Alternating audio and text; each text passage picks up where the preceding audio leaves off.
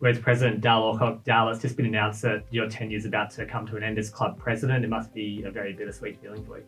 Yes, look, it's been fantastic. 12 years it'll be come the end of November for me. And it's such an honour and a privilege to have been the president of Fremantle Footy Club. I look at it that there's only 18 AFL clubs in the world, and to get to lead one is just an absolute privilege. And so that's been really, for me and Jan, 12 years at the club. And when I say Jan and myself, it's not just me as president of the club. You'll see Jan in support always at functions and so forth. So yeah, that chapter closes, but another one opens.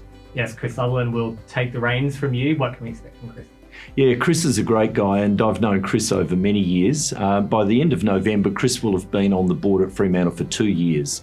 And again, that combination, you get Chris Sutherland, but you also get Kerry Sutherland. So I do think it's a role that, partners are very important, because there's a lot of engagement, game day events, etc. And so that support's crucial. But Chris, for many years, was Program's chief executive and has undertaken an outstanding role there, even right through to the eventual sale of Program to Purcell Kelly. So I've known him a great many years. He's a terrific person, and really great that we can have a really smooth baton change to Chris. Chris has been on the board for about a year and a half. What has he brought to the board, and how has he supported you in that time? One of the things with Chris Sullivan, we had him initially coming along to a couple of board meetings just as an invitee, but before he was even formally on the board, he was contributing to meetings. So he's very much his own person. He's someone who has been a foundation member of this football club, so he knows football, but he also knows how to build large, successful organisations. So very much heart and soul, very genuine person, very caring person, but he's his own man. So I look forward to observing from a distance to see how Chris's leadership of Fremantle then undertakes a new direction for the club. You became president at the end of 2016. You probably couldn't have scripted some of the things that happened in that time. What are you most proud of? One thing about footy clubs and any organisation, but particularly a footy club, it's a real roller coaster. It's a very transparent organisation. People are looking in at it from lots of different angles. When I took on the role, to me, we needed to improve our culture. And, I run many businesses, and culture and values to me are absolutely essential. And what I'm most proud of is to see the evolution and to a great extent, the renewal of the club in all facets. And we've brought on a great many people into the organisation. And it's that sense of renewal and vibrancy and vitality, but with really strong core values and a great culture that we're creating. And culture is something you just got to keep working at. But I'm very happy and proud to be leaving it in a position that the culture of the organisation is very strong. And I'd like to thank my fellow board members, some of which have expired in their term over that period. But for everyone that's been on the board whilst I've been on the board, thank you so much. They're voluntary roles. And so the great thing that we've had is strong alignment with some of the really critical issues that we've had to tackle over that time. We've been really tight, really strong, and really aligned. And I'd like to just point out particularly my Vice President, Craig Carter, for all of his support. He's a really great numbers man, so we're in safe hands with Craig there as Vice President, and he's been Vice President for the time that I've been President at the club, so thanks to him. Something very significant during your tenure was the start of the AFLW and being an inaugural club in the first season. What does that mean to you?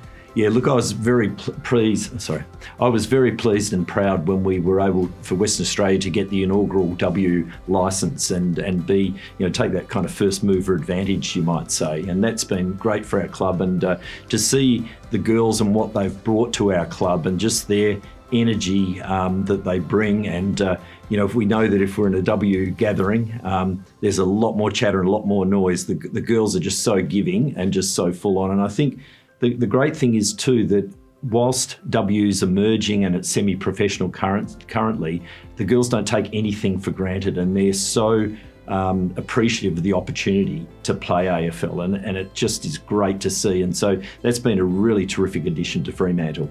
We turned a more than $2 million profit last year. We had record attendances last year, more people coming to the footy than before.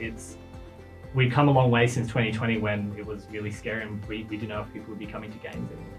Yeah, look, it's been a really interesting and challenging couple of years, 2 to 3 years, you might say, with the pandemic, and we kind of were looking over the edge financially, not knowing where we'd be. I'd really like to thank, our supporters, our members, our corporate partners for sticking with the club.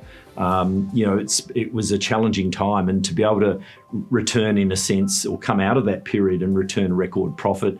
And you look at our attendances, matchday attendances, they're building. Our corporate support has never been better. And I think we're not far off announcing a record membership as well in the club. So, it's about where we are on and off field. And I think there's a lot to be excited at Fremantle, both on and off field. We're going in the right direction.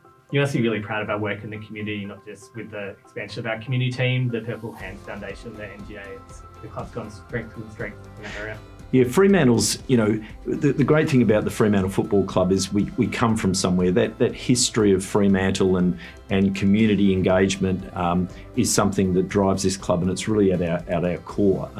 That certainly is very much around our strength of Indigenous engagement over the many years since the club's inception, and we hold records for a number of games played with Aboriginal people, which is just outstanding. I think the community aspect of our club goes far deeper though, and Fremantle Football Club has always undertaken great community work. One of the things I'm most proud of though is that we've now launched the Purple Hands Foundation, and that really just builds off that community engagement and support that we've always had running through the Fremantle Footy Club, but now this specialisation of having our own not-for-profit. And that's just fantastic because that can then run parallel with the great work that the Fremantle Footy Club does on the field, and we can be doing that great community work off the field.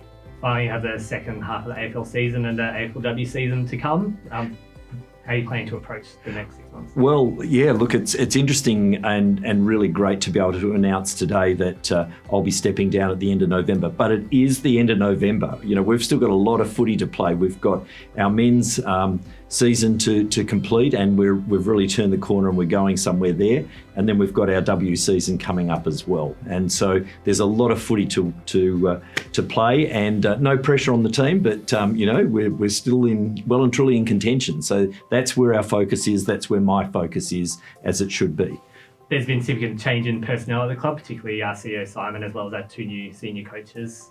How was that process for you? Yeah, look, when you look back at 2019 and significant people that exited the club, it's been fantastic that we've been able to bring on Simon Garlick, his wife Lou, and their 3 children that have relocated to Perth, and they're the real carriers of the culture now from an operational point of view. But for them to take trust in me as president of the club at the time and move the family from Melbourne was just huge. And for also Justin Longmuir to be our senior coach, and now Lisa Webb has recently been announced as our women's coach. We're in great position there, but we've also got Bob Murphy, Dennis Bicer has come over from Melbourne as well, and a great executive and management and a terrific staff at the club. So I'd like to thank each and every one from Simon all the way through the organisation for their great support of me as president of the club. And finally, I'd also like to just add to my wife, Jan. When you get me, you get Jan as well. And she's been on that journey and has loved every minute of it, but she's been right beside me all the way. So a big shout out to Jan. Yes, thanks, Jan. And thank you, Dale, and thanks for everything. Thank you very much.